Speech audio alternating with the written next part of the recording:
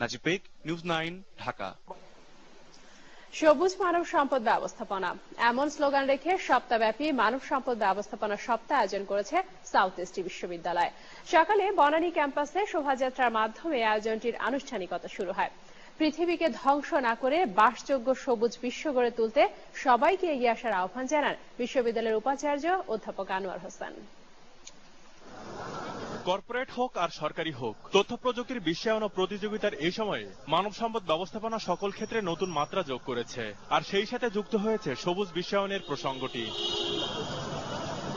এ লক্ষ্যেই সপ্তাহব্যাপী কর্মশালা আর প্রতিযোগিতার আয়োজন করেছে বেসরকারি বিশ্ববিদ্যালয় south Easter school of business studies বিভাগ। সকালে শোভাযাত্রার মধ্য দিয়ে আয়োজনটির আনুষ্ঠানিকতা শুরু হয়। বিভিন্ন সরকারি ও বেসরকারি বিশ্ববিদ্যালয়ের 32টি টিম এই প্রতিযোগিতায় অংশ নিয়েছে। র্যালি শেষে ছিল সেমিনারের আয়োজন, যেখানে মানব সম্পদ বিশেষজ্ঞ, বিশ্ববিদ্যালয়ের শিক্ষক সহ শিক্ষার্থীরা অংশ নেন। ভারতের West Bengal university of technology থেকে আসা অধ্যাপক মনোদীপ রায় চৌধুরী মানব সম্পদ ব্যবস্থাপনা আর সবুজ বিশ্বায়নের গুরুত্ব তুলে ধরেন। A green employee should consider the survival of the environment also along with the survival of the business.